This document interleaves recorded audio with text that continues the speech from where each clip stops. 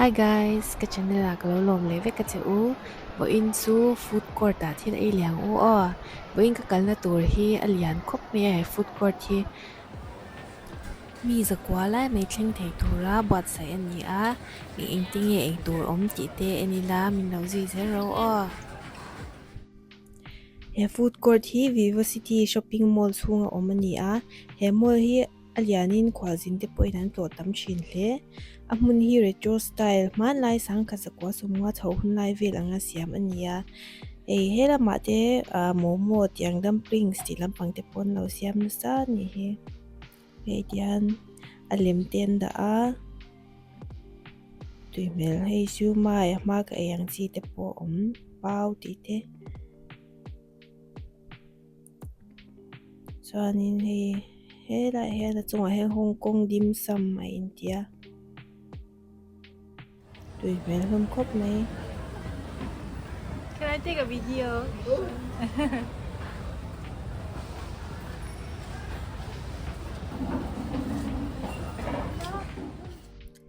Uncle zelang helam panghi Chinese beef roti e India an chang chikhat achunga hianin bong sa her di panda purun sente maida hi ti hian nuai zai mai ke ei chak ro he thil hi le peka chuanin ke ei tawng he ta chutna te lo om zela a chak lampanga hian hi herbal soup te India sel me khop mai Vietnam lampang te Vietnam hawi ke ka ngai na atui ka tian cho hi mo lo ngai na ve em he lampanga hianin Malay lampang ten oma he bu te thuna ni kha balhan na a achunga chain he lampang hi economic rice lampang ten ya ti sang ti khanin cha me than theya tlawh ma lok phian Japanese ania he lampang hi ayan shi lo ni hen he lampang hi kalo la chiang lo helai seafood nia seafood chi sang squid ti te po omani he ka zela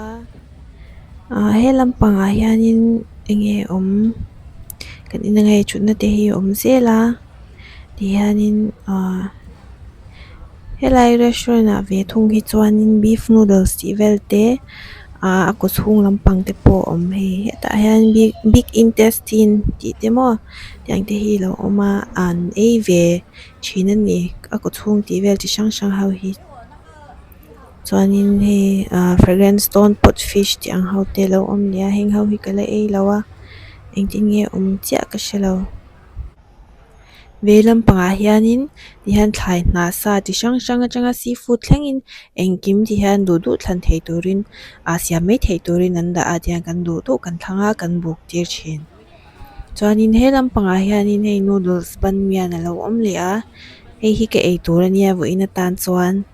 hei noodles a po ti sang thlan tur oma helaya na hi enge ka shitia lo spinach ani donin ka ti donin di sia silawa hi ka ei tur ani vo ina tan chuan spicy ban mian soup lawin ti hi Singapore dollar cheng sari lesson sumkwa ni a India paisa chuan zali sumkwa pariat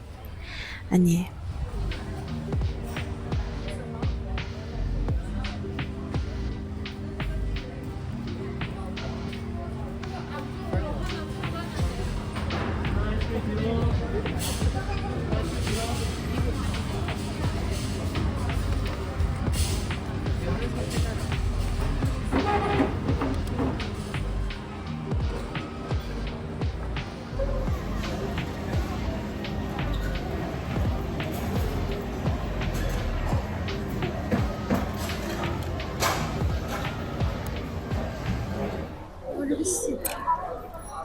Ayan,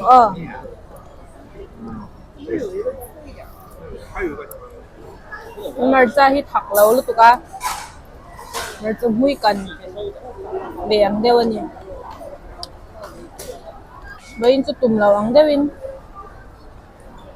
Show exhibition akal katuma ani lo la ma ka kalde wangin he.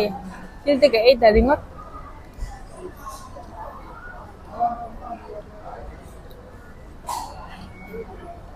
Vincent Van Gogh show and tour tania tlai dar thuma tu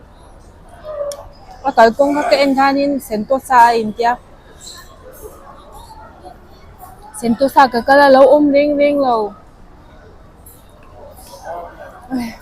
the google ringot ma chin na lia lo to sila nge mundanga gardens by the bay ati kankal me nyang so ka phir ai ka noodles ai Chinese ban yan ndia a food piece sanga anchovies ang chi te ang chi changa siam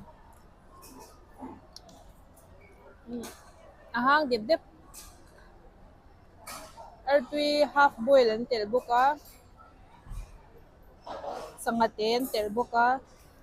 chan inge hei an na spinach ang de deuh hin tel boka chanin rotwai ang deuh chi khan rotwai ni cha si long te om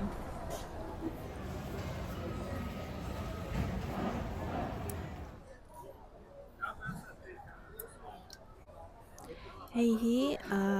meatballs ania voksa chang siam ania tui vere ukop me a soft box ya noodles hi ase lu tuka e thiam har kan e tak tak nge mate hi noodles hi e aban chep chepa chiwiya tui vere upyan mai chopstick hi kamang thiam theilo ke e ber phung mai ni dian ama te hi an chopstick te hi tuna mi tak hi an nal rewa wang hian ni kora te ka tikaya tui ka ti box ya